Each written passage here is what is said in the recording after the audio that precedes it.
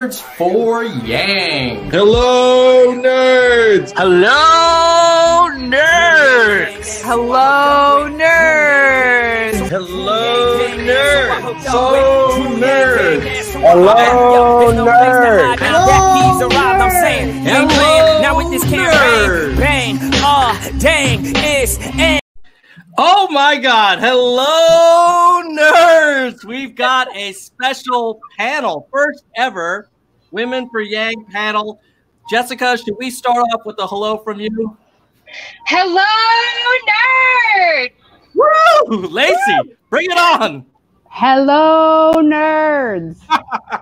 Lacey's got I feel like you should have a little cup of tea, like very distinguished hello, nerds from you.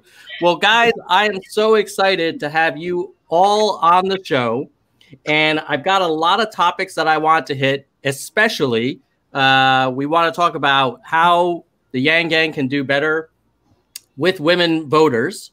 But before we go into that, I figured for those who are not familiar with you all, we could just do like a little bit of a background and just share about what you do when you're not doing Yang Gang stuff, and then we'll also talk about how you joined the gang to begin with. But before we do that, why don't we just start with you, Jessica, on a little bit of your backstory. Who is Jessica Canaday? I don't know. I get universal basic income advocate. I've been doing, advocating for universal basic income for about 6-7 years, which was awesome for me since I saw Andrew Yang announce. And I got to, be there for that and be like, what? UBI is going to be a thing. It was pretty cool for me. And then from there, I actually, went through like homelessness recently with my family. And we're not homeless anymore now, but we're in Colorado and everything. But yeah, it's been a crazy ride. Wow. Yeah, that must have been incredibly stressful. And so glad that sounds like you've found a place, and hopefully we'll be on a better path from that period. Yeah, definitely. Yeah, it's going well. Where did you grow up, Jess? Where did you where do you come from? I am actually from Northern California, San Jose, actually. I know that area well. I fly to the Bay Area regularly. Well, I would love to get to how you first discovered Yang, but let's get Lacey's intro. Lacey, who is Lacey Delayne? I know there's a hashtag Yang Scream.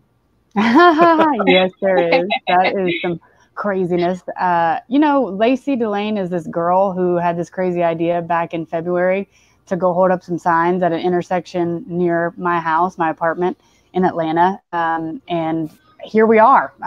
Crazy stuff happens whenever you just go do something. So I would like to call myself an activist for basic income. I would like to call myself a passionate supporter of Andrew Yang and his platform.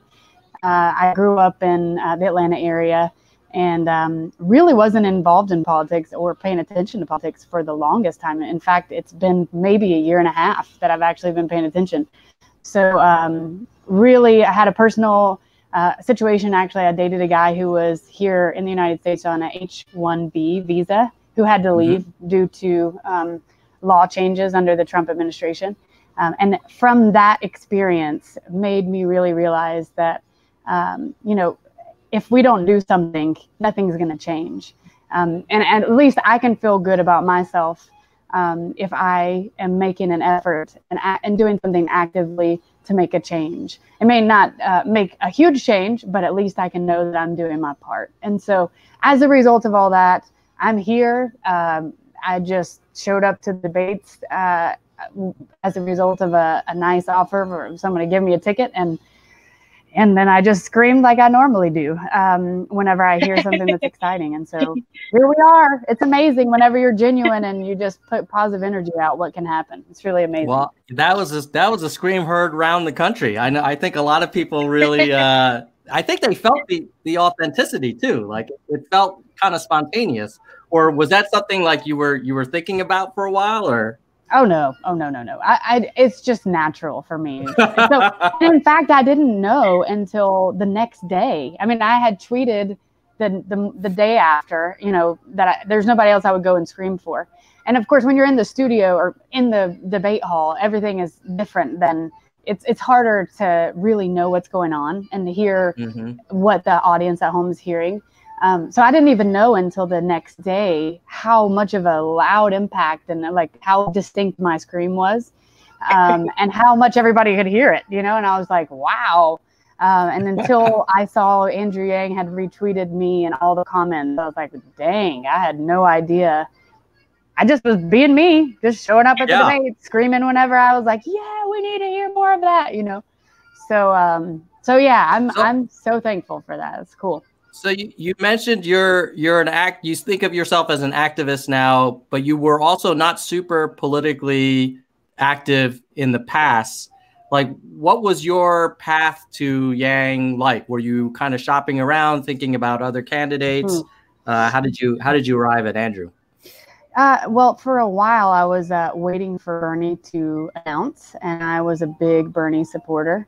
In fact, the guy that I dated, who, you know, had to leave, he wasn't involved in paid attention to politics, and he told me about Bernie Sanders, and I was like, wow, this is cool. This guy's like actually thinking about working people and what people need. And so I really became a Bernie fan.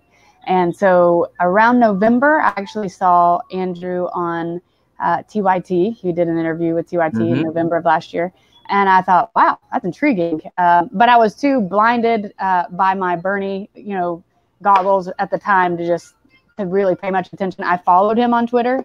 And then when the Joe Rogan podcast came out, I saw all of the talk about it on Twitter.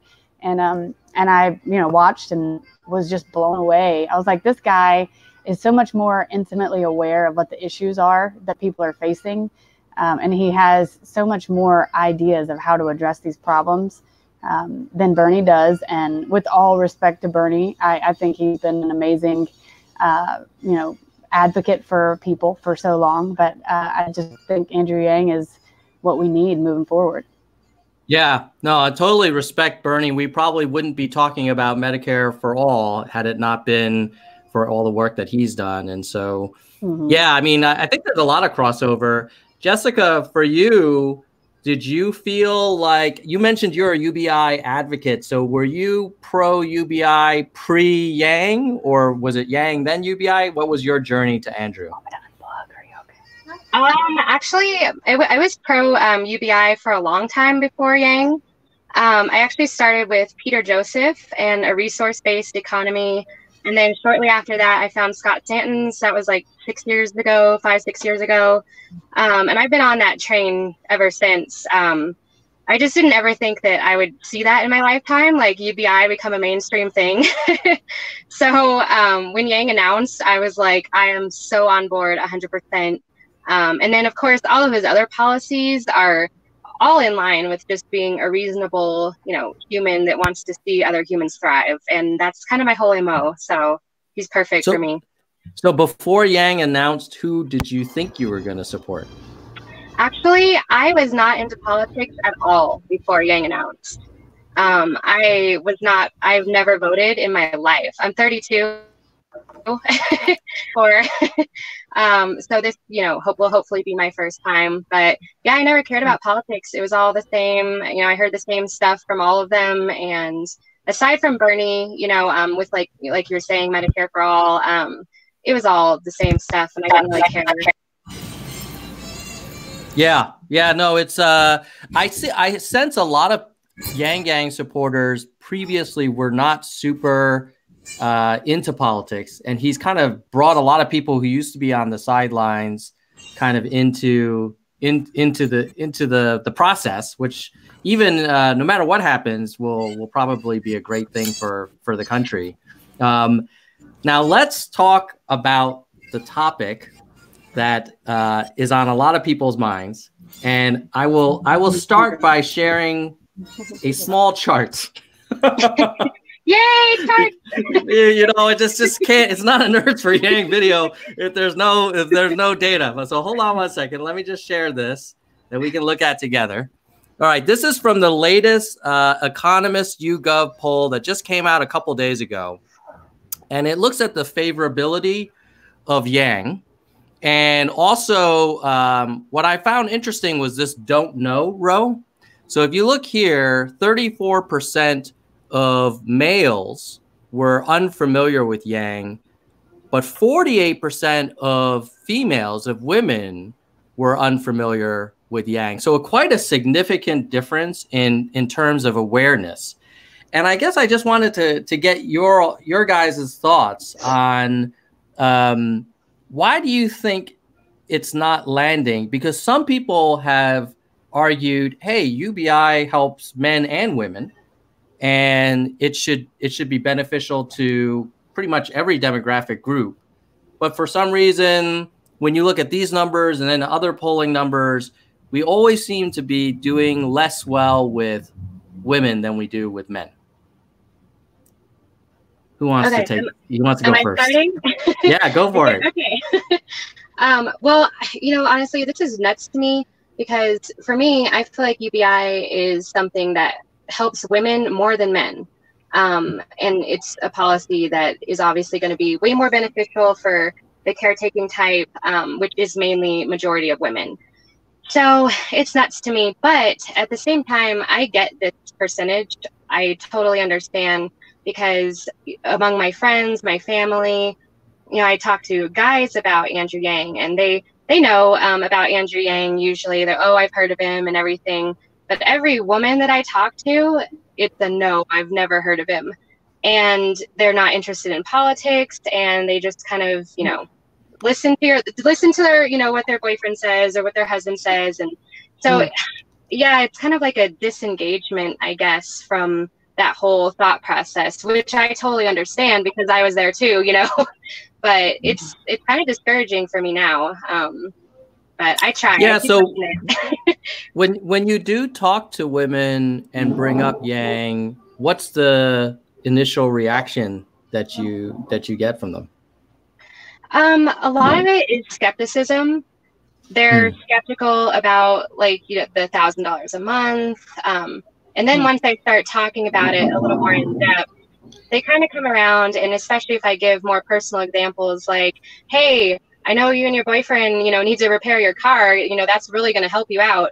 Then they kind of start to come around and warm up and say, okay, well, yeah, maybe I'll check them out. Or, but it is a lot of skepticism at first. And I think a lot of the questions, the main one I get is like, well, how are we going to afford that? How are we going to give everyone $1,000 a month? And they just kind of see it as the fairy tale, I guess, that's unattainable. Yeah. Lacey, what are you hearing in Atlanta when you speak with prospective women voters? I have to be honest with you. I really haven't seen as big of a difference in male reaction and female reaction as maybe some other people have. We have a lot of females that are involved. Of course, I'm a female. I'm leading the Atlanta Yang Gang and been doing that strong since early this year. So I really haven't seen a big difference in the reactions between males and females. And in a way, I personally kind of scratch my head at this whole question because I think that there could be a little bit of residual from the whole, we had a time with the Yang Gang supporters where there was some support that they were saying that there was support from people who are, I don't know if it was white nationals or stuff online that was negative. And I wonder if this is residual of just a way that, people online can say, oh, well, but he doesn't have that many female, supporters. Obviously, you just showed us some numbers, so there's some truth to it. But my experience on the ground is that, there's some equal, it's an equal response. It's an even response from men and women. Well, I have some good news. I have some good news in these numbers. Let me show you.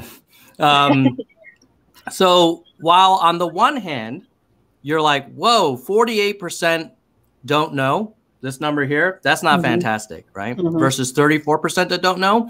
But in terms of percent of females that are favorable, it's already at 8% very favorable, 19% somewhat favorable. So this number here. And males is only 9 and 22. And so what's interesting is that the strong support from females is almost comparable to males, even though there are so many females who are still unfamiliar with Yang. So if we can turn that 48 closer to a 34 or ideally 0, you could argue, well, with what we're seeing for the people that do know about him, there's actually a very nice favorability bias for females, and unfavorable only 13% versus 20% male unfavorable. So it could be not necessarily that women don't like Yang, but they don't know about him. And when they do know about him, they're actually more likely to support him.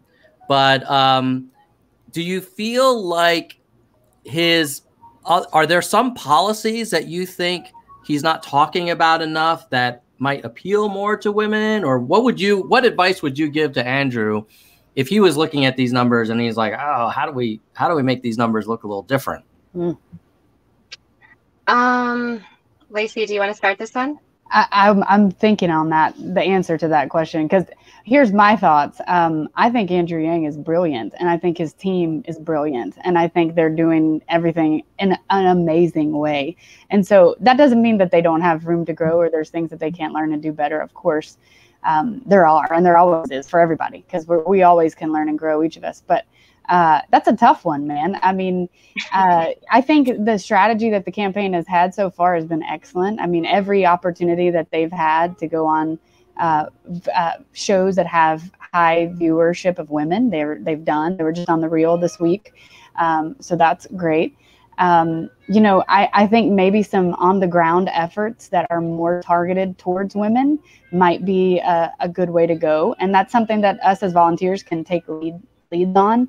I mean, I think about places that women are, parks with their kids, libraries with their kids, malls. I mean, just different places like that we could brainstorm and say, let's target in those areas where women more tend to be more. But, other than that, that's a good question, Tom. What do you think, Jessica? I actually agree with what you said about the campaign doing really well so far. I think they are. And I also agree with what you said about the volunteers targeting, women on the ground. I know, me and my daughters go out with our Yang cards, and when we're at the park or we're at the grocery store, it's mainly, women that are walking around that we're talking to. And I hope that does something. But I honestly, too, I want to see Evelyn more. I think that would be a cool thing, to kind of bring her out into the limelight. And I'm sure she is just awesome and brilliant too. And I would love to hear from her. And just maybe we'll draw some more female attention, if we can also put a female face on the campaign as well. Yeah, if you don't mind, Tom, I'll just jump in with one more. Yeah. The other thought is the women who have won these freedom dividends, maybe, covering a little bit more of how they are being impacted by that and how that's impacting their lives, and maybe even pitching that to media from the campaign standpoint. That might be something cool that could be done. Because, I think as Jessica has pointed out in one of the articles she's written recently, it's incredible the way the Freedom Dividend will empower women. And so, in fact, if we were going to make an argument, I think it might be more empowering to women than it is to men. I don't know, but it could be. And so a woman who is in an exploitative or abusive relationship, or has a job that she just has to have because she doesn't have any other option, this would do so much for her. So I would argue that this is the most pro-woman thing that we could ever ask for.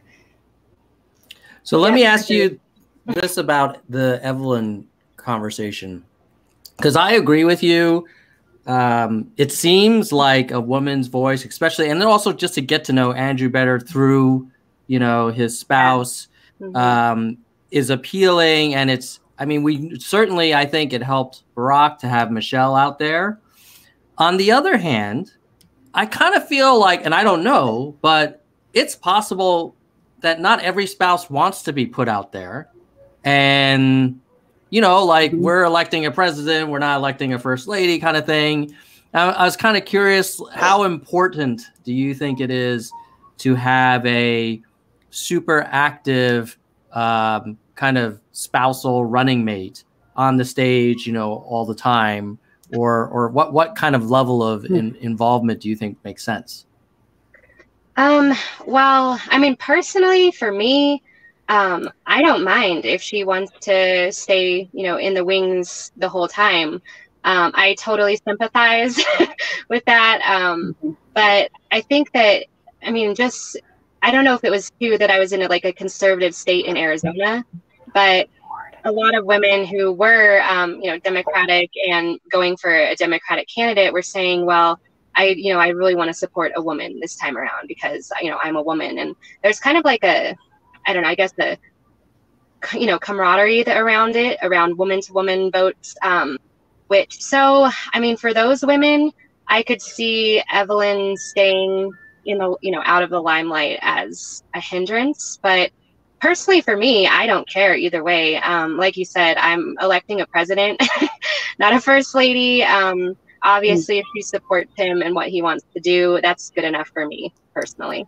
You know, that's a good segue, and I'd love to get your thoughts on this, Lacey, because Jessica just mentioned, you know, there are multiple women candidates right now. Obviously, the front runner or likely front runner Warren is getting great support. And I can say, as a Asian American, I will admit that seeing someone, you know, that I don't typically see potentially being in the White House, like that would be kind of a historic thing that I would identify with. And I gotta believe having our first female president, our first woman president, would also be amazing for all of us, but also would speak to women as well. I mean, Lacey, what are your thoughts on the whole, hey, Warren could make history, you know, versus Yang, who, you know, is another man? Yeah, I mean, I think you're bringing up a really important point, because there's a lot of women, I think, who are excited and ready for the first female president. I think it would be wonderful to have a female president. But I think that is getting a little bit too far into what the Democratic side tends to, I'm learning, get too caught up in, which is identity politics. At the end of the day, we do not need to vote for a president based on whether they're a woman, whether they're a man, whether they're whatever race they are. What we need to do is we need to vote for the best person for the job.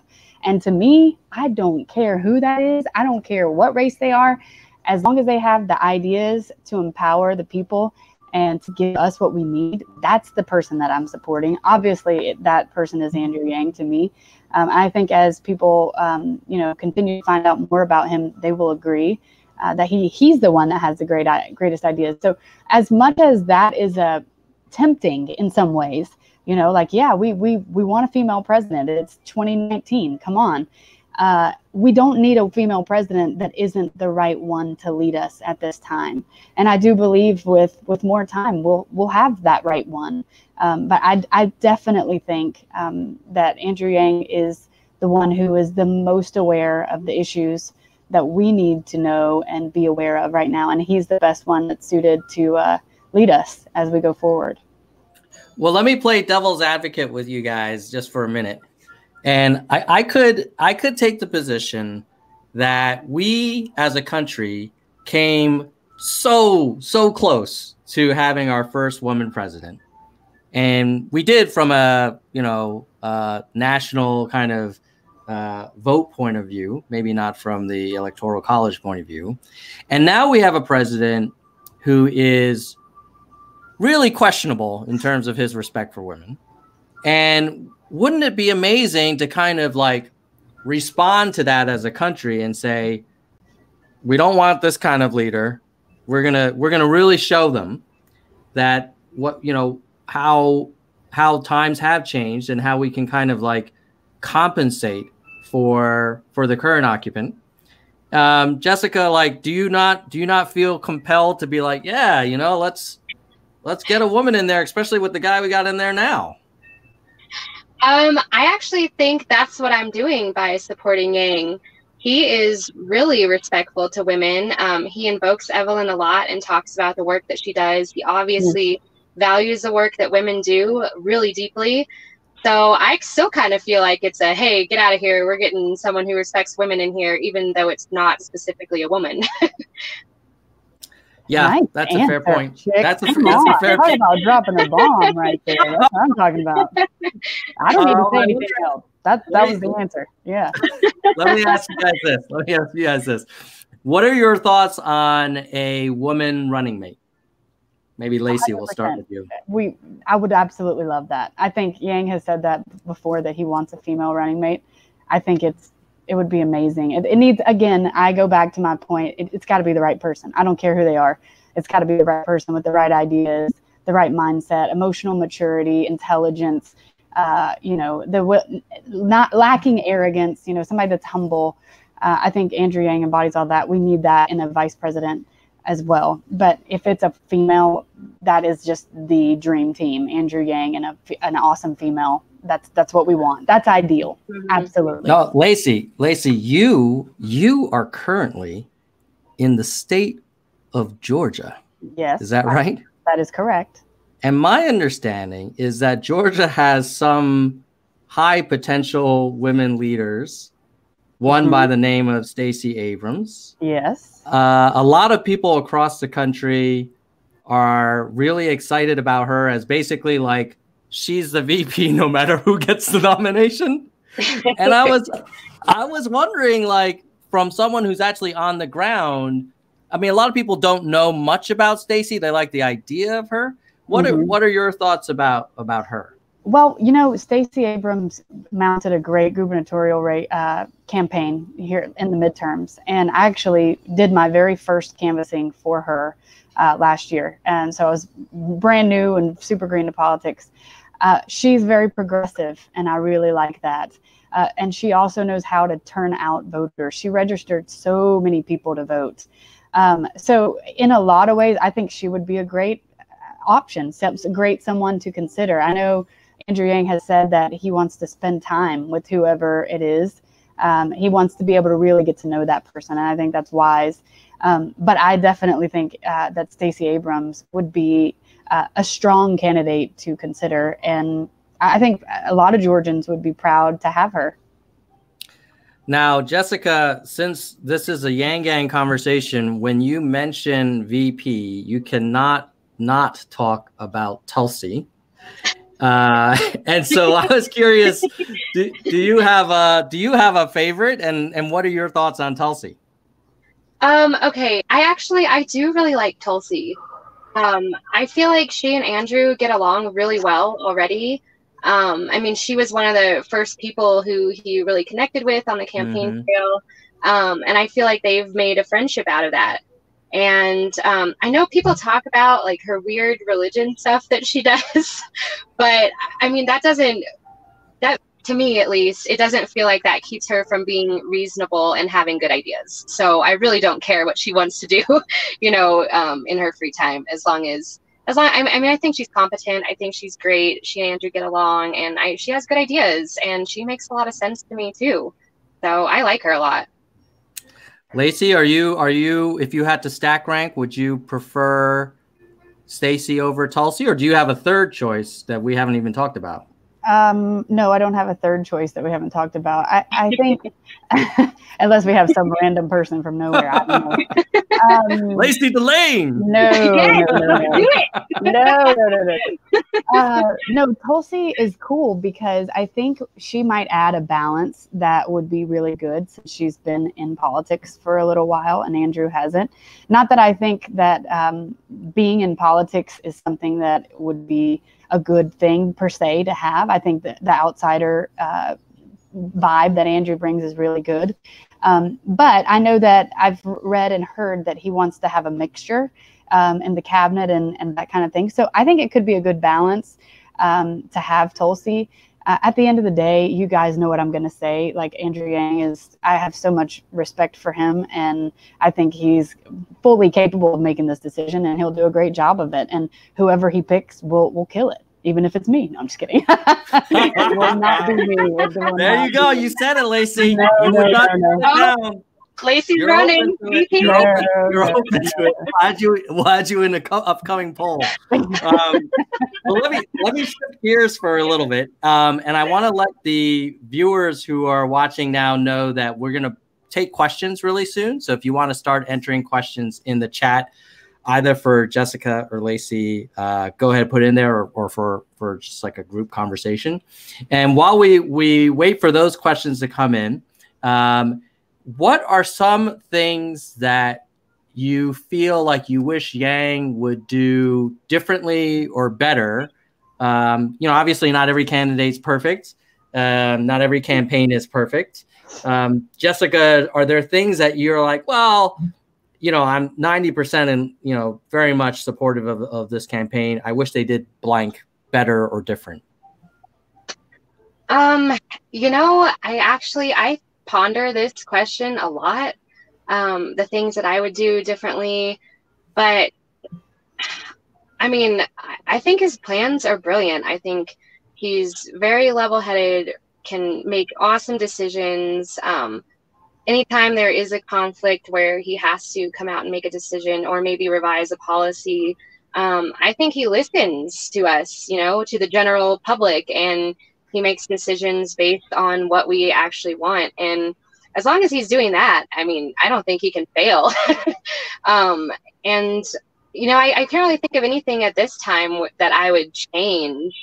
I know my husband talked about, it doesn't matter about keeping the penny, but I'm like, get rid of that penny. Like, I hate pennies. Like, I throw them in the trash. I'm not even joking. I hate them. But but it's something we argue about, like go back and forth. But all of his policies are just fantastic, in my opinion. Yeah. So you're 99% very happy with him so far.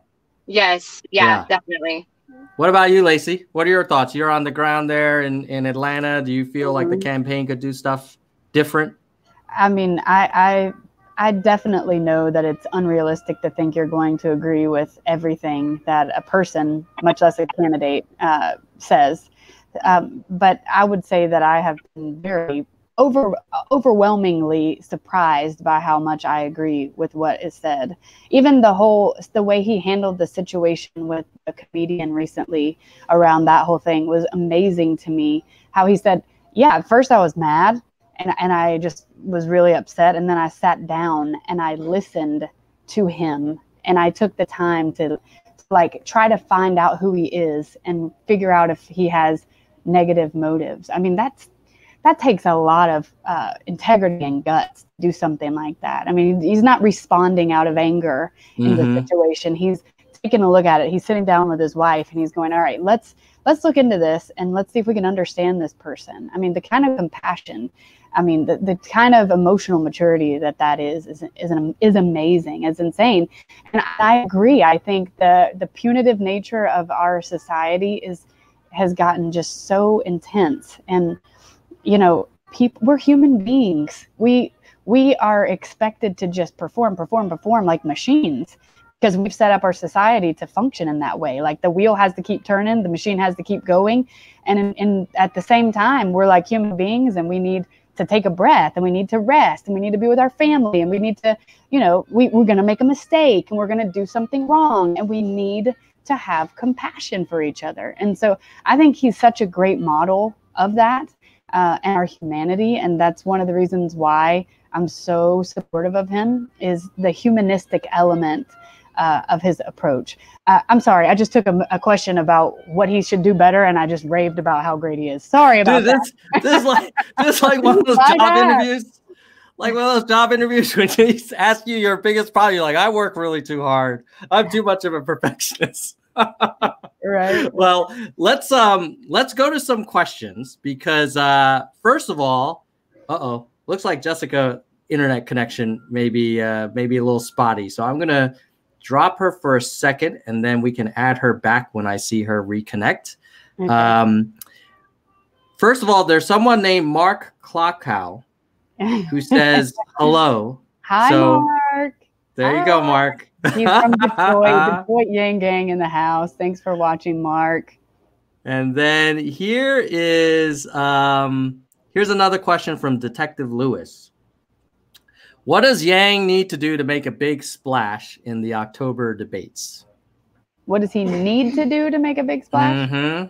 Yes. Gosh, probably keep doing what he's doing. And, you know, I love the strategy that they had in the last debate of using the opening statement to get across what they really needed to get across. I definitely think that he needs to prepare like 8 or 10 zingers, and he needs to interrupt more. Totally kidding. Yeah. Totally kidding. But no, I mean, I think the strategy. You don't think he should go to the Gillibrand School of Debate Tactics? Say what? You don't think he needs to go to the Kirsten Gillibrand strategy where she was like kind of interjecting a lot? You saw that live. Actually. Oh yeah, I did. Yes. Did that come across? It didn't come across great on TV. Did it come across okay? And no. Same as on TV. Yeah. All right. Yeah, I kind of agree with you. I almost worry that in the October debates, there's a risk that if he goes too far, he'll appear like too kind of like he's taking too much of a stunt or too, whoa. Everybody just left. Are you guys on the chat still with me? Uh-oh. Well, hopefully they will be coming back shortly. If you guys on the chat can still hear me, just say something. And in the meantime, I'm just going to keep talking because the show must go on. So what I was saying was that I think in some ways he's doing a great job. And I'm a little worried that if he tries to kind of go a little bit too outside the box, he won't be taken seriously. So I feel like with a $10 million raise, with the trends looking the way they are in the polls, with the shakeup, obviously with Sanders' health and Biden, his son's sort of, board memberships and stuff, this is already enough kind of change in the race that we don't necessarily need to throw a deep ball as much. We can potentially just kind of keep plowing away. Oh, you're back. Hi. I was worried. I was like, oh, I guess they didn't. I had to go get a beer at the bar really quick. There you go. You got to have your priorities. All right, so let's go to the next question. Serious question. Oh, from Mark. How do each of y'all feel about Bernie's health? Jimmy Carter talking about old candidates being in the race, and generally if age is a persuading factor in the ballot box. Lacey, we'll let you get this one first because we know Jessica just reconnected. Well, I definitely feel like Bernie's health situation, I'm glad that that's turned around and he's out of the hospital.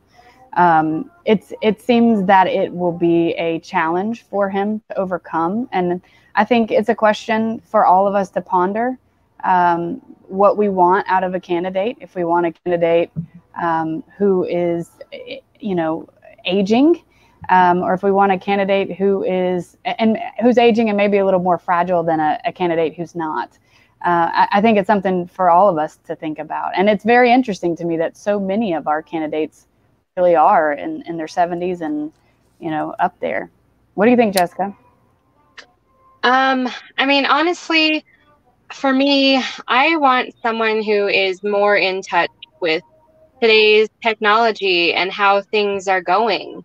And I think that a younger candidate is going to be more in tune with what we want and the future moving forward. I think it's hard for older candidates, especially who maybe their health is declining, for them to take on all that responsibility of moving us forward into the future. Yeah, I tend to agree with you guys. I almost feel like the job of the president is increasingly harder and more complex, and things are happening so much faster, and the world is just a more difficult kind of place to figure out. And it seems to me like you'd want someone who has as much energy and and has that kind of modern perspective as well. I mean, it was kind of nuts when Biden talked about, how important it is to put the record player on for the kids.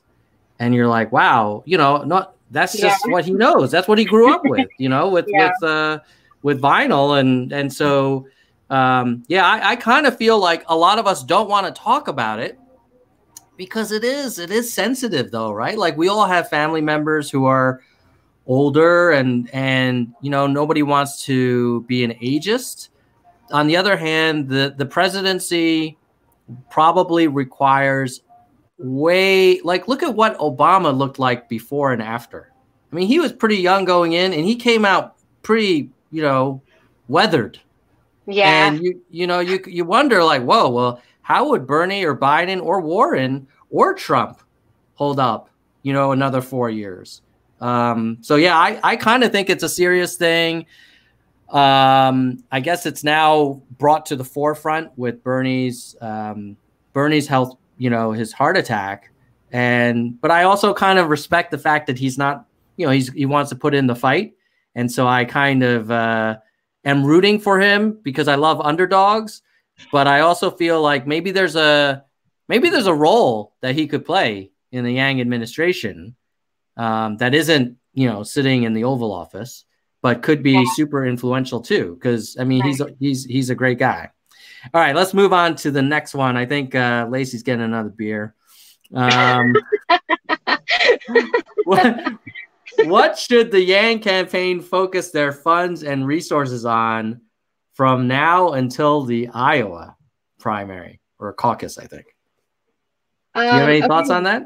Yeah, I want to see more freedom dividends. Come on. Like, I want I mean, I don't know. For me, that's just a great idea, and like he said recently, instead of giving it to, corporations or the media or whoever, he's giving it to the American people.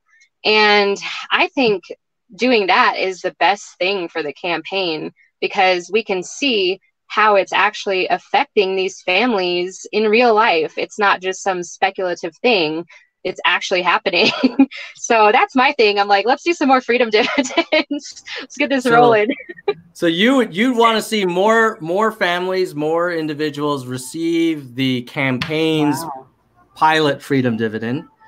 Lacey, what do you think? What do you think the money should, we got now 10 mil or probably at least over 5 in the bank. Mm-hmm. Where do you think that money should go? Well, they sent out an email asking, which I thought was really cool, that they were asking for feedback from all the supporters. I think I like your idea, Jessica. I didn't even think about that. More freedom dividends. That's pretty cool. I actually think the best way to use it is to keep hiring people on the ground in those early states. I know that advertisements is something that has typically been done. But what I love about this campaign is how unconventional it is. And I think that's part of why it's been so successful. So I think honing in and focusing on the unconventional strategy, I think is the best way to keep going forward. Maybe like 85% of what we do, make it unconventional. And so maybe if that means that, in the past they would spend that money on ads, or conventionally they would spend that money on ads, we spend that money putting people on the ground in the early states. I think, one of the things I've heard said is like, if we don't make it through New Hampshire and Iowa, we're not going anywhere probably. So I think our number one priority at this point is to pour our resources into those 2 early states because those are going to be, if we win those states, that's going to be huge. That's going to have such a wave of momentum and change the game in a big way. So I think focusing on putting boots on the ground in those states is the best use. Maybe throw some ads in there, sprinkle some ads in there, but I like how unconventional this campaign is, and I think we should continue in that direction. Yeah, that reminds me, I was talking to Dr. Jermaine Johnson yesterday, or the day before, maybe it was yesterday. Yeah, yesterday. And he was saying until quite recently, he was like the only guy in South Carolina, the only full-time person. And so I guess I kind of agree with you, Lacey, like, because before I was like, hey, why don't we do more radio, more TV to reach older voters or voters that aren't, on the internet as much. But, for sure, I would agree. We need more kind of on the ground staff before we kind of expand to kind of the airwaves and such. Here's another question. Jamel White wants to know, what is your favorite non-UBI policy? Jessica, you want to go first? Yeah, mine is democracy dollars. Okay, I guess democracy dollars and human-centered capitalism is kind of in the same bracket as my second, favorite. But yeah, democracy dollars is great because I feel like a lot of it's like a popularity contest, and I kind of feel like a high school vibe from it. And I think that if people were actually given the democracy dollars and we could say, okay, I want this candidate because of these policies, I think overall it would be better than lobbyists or corporate money coming through and saying, oh, these candidates are so popular because they raise so much money, but no American donated that money to them. It's just kind of weird. So that's a huge one for me. Yeah, that's a good example where, as a thought exercise, if we had democracy dollars now, I bet Yang would be in the top 3. Oh, definitely. No problem. Because I think a lot of the leading candidates, I think Warren, she started with a war chest from her Senate race. And also has I think she had a lot of corporate support before. Buttigieg, I think, has a lot of deep pockets, writing, maximum dollar checks. Yeah. And I think, the Yang Gang and the Yang Nation is really more grassroots. But so I agree with you. Democracy dollars could be a big deal. Lacey, what's your favorite non-UBI policy?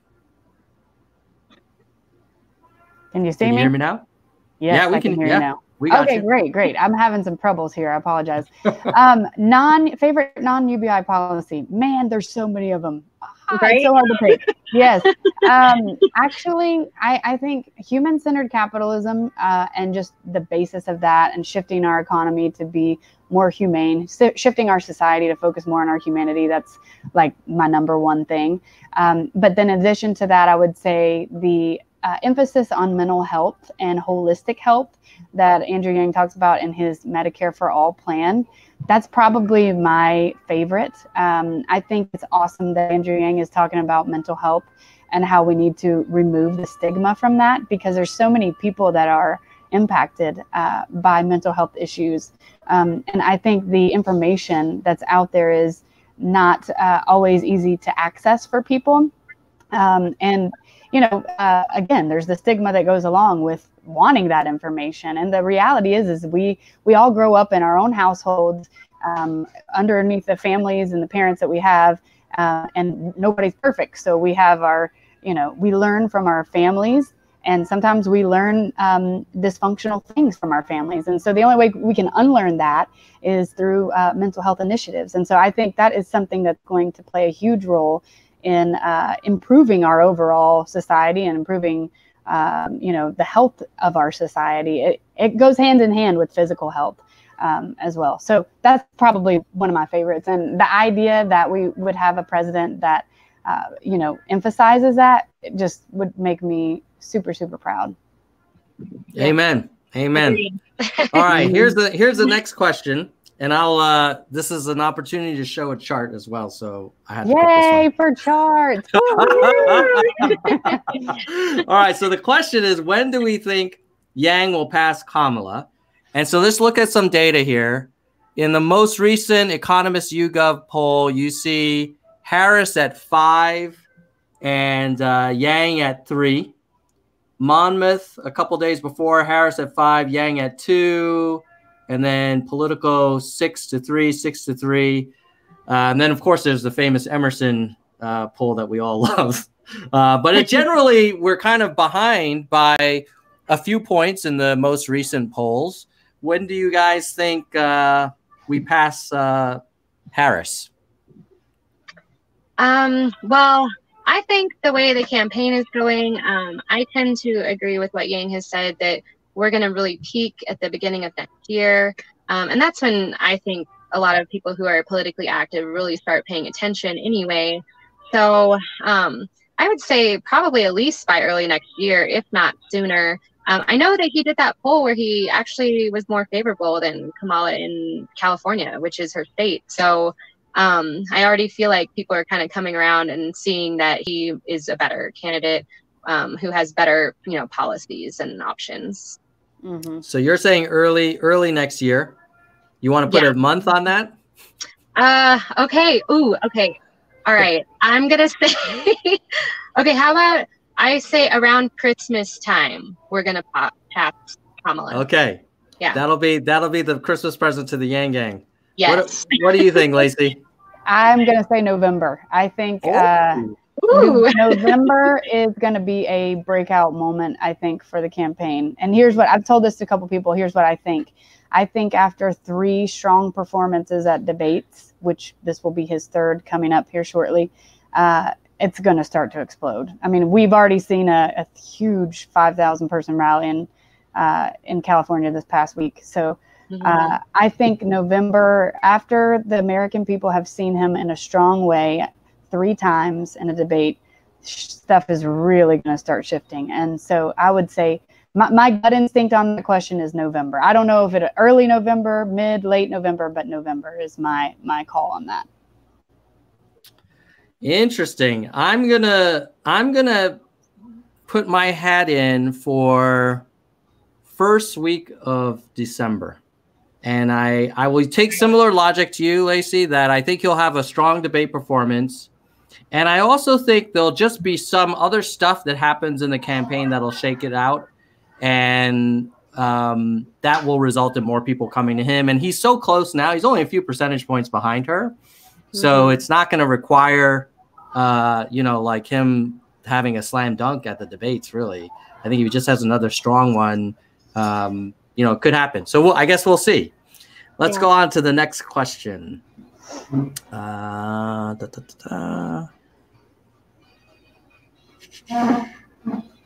Oh, Yang Thanksgiving. Kamasan thinks it's Thanksgiving. All right, that could be two. All right, well, I think those were I think I got to all of the questions. And so I wanted to start wrapping up with 2 things. One, Jamel White just had a last-minute question. We'll get you in, Jamel. All right, do we think Yang should call out Warren on her tax policy? He posted a lot of rebuttals, and the New York Times backed his position. But do you think he should do more? I honestly, I don't think that he has to attack any other candidates or bring up anything. I think Twitter rebuttals are great. And at least for me, I kind of like the whole humanity first sentiment. And I'm not all for going after people, but it would be nice if they asked him about it at the debate, and they got to kind of debate up there back and forth about her tax policy, and he could propose what he thinks would be better. I think that would be cool, but I don't think he needs to publicly call her out or anything. That's just my take. I don't know. Yeah, no, I kind of agree with you that they have an honest disagreement, and it would be fantastic if they could dig into that at the debate, but I don't think that should be, Yang should kind of take his precious airtime now. Right. And really kind of get into this. And it's a little bit of a policy wonkish debate, like wealth tax versus value added tax. Like, I don't know if that's going to win him a lot more support, having this sort of esoteric argument about, how to collect the revenue. But I do think if they bring it up, and they probably will, it will be it might be a great moment to see a Warren Yang one-on-one debate, a little mini one-on-one, because they're always talking about, whoa, Warren, Biden, Harris, Biden. And I actually think Warren Yang is the real debate we need to see. But that's just my opinion. Lacey, what are your thoughts on whether or not Yang should do more to talk about his disagreements with Warren on wealth versus value-added tax? Yes. Oh no, she's getting another beer. Oh my God. They know how to party down there. It is National Yang Day. Anyway, she's coming back in a second. Hold on. While there she is.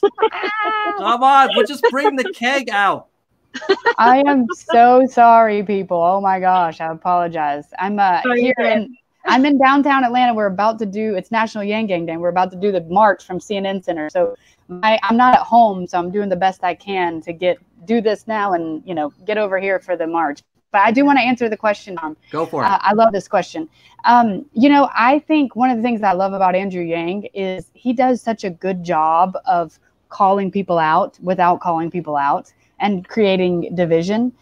He sort of already kind of did call her out. I mean, he calls people out not by directly saying anything to them about them negatively, but by just saying the facts. The facts speak for themselves. This is Nerds for Yang, right? Come on. The facts, the numbers speak for themselves. And so I think that the answer to the question ultimately is yes and no. I think right now he's already done that, and he's done it in a very good way. And that maybe as we get closer to the end of all the primaries and the debates, he may need to do that in a more direct or a stronger way. But at this point in time, like, he's doing it. We don't need to throw mud. I think that's part of what makes Andrew Yang so great. We have our humanity first priority and culture, and we are able to just differentiate ourselves by just saying what we stand for, what we believe in. And so I think he doesn't need to do anything any different. I think he's done it. And when he needs to get maybe a little bit more aggressive without being negative towards anyone, I think he can, and I think he will. But I think he's already done it, and done it in a great way.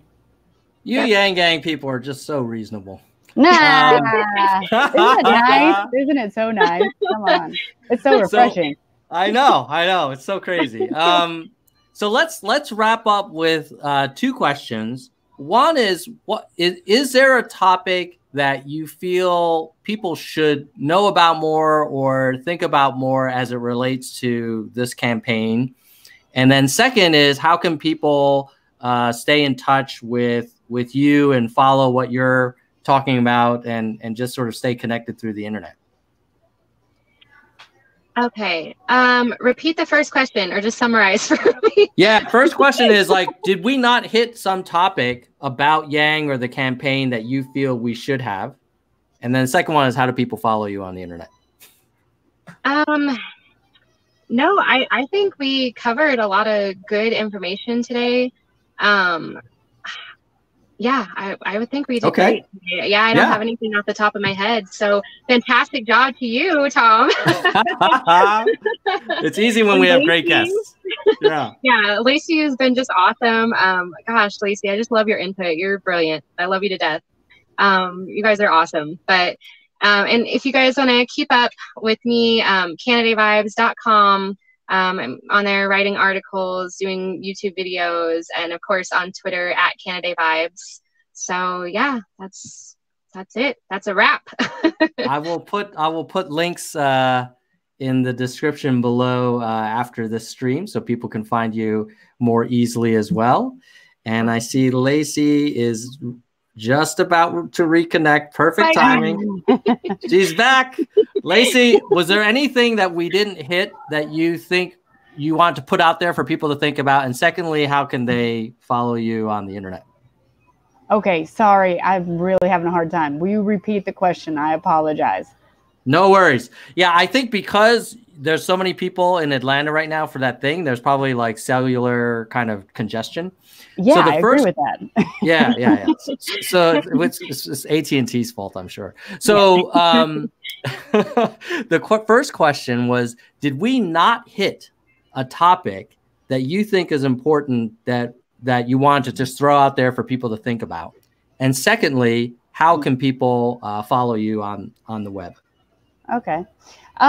First of all, just say people can follow me on Twitter is where I'm mostly active, at Lacey Delayne. Anybody in the Atlanta area or close to the Atlanta area, come hang out with us. We tend to do at least 4 events a month here in Atlanta. We're on Facebook at Atlanta Yang Gang Official. So facebook.com/group/Atlanta Yang Gang Official. Anything that, I wanted to talk about, we haven't talked about, nothing that comes off the top of my head. I mean, I'm really thankful to be a part of this movement. And I'm overwhelmed by the positivity that I'm seeing online and amongst the supporters, and the passion and the energy and all of that. And so I'm thankful to be a part of it. And I'm thankful for folks like you, Tom, who are taking time out of your day. I mean, so many people are doing this and, doing things that are supporting the movement. And it's going to make a big difference. It really is. It already has. I think so, too. I think this is our campaign.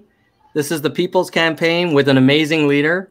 And that combination, like, anything's possible, right?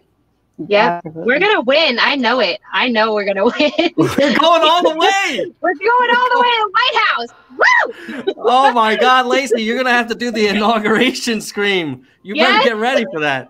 All right. Well, I know everybody's super busy because it is National Yang Gang Day. And I know there's a lot of fun activities and important things coming up. And we promise to keep it to about an hour. So we're a minute and 10 seconds over. But I wanted to thank you, Jessica, and you, Lacey, for spending time with us and taking all these questions. I think a lot of people will learn a lot and really value the conversation that we had, and hope we can get you guys back on real soon. Thank you, Tom. Appreciate you having us. All right, man. You guys keep it real. Awesome. Peace. Nerds for Gang. Woo! Nerds for Gang. Yang 2020 all day long.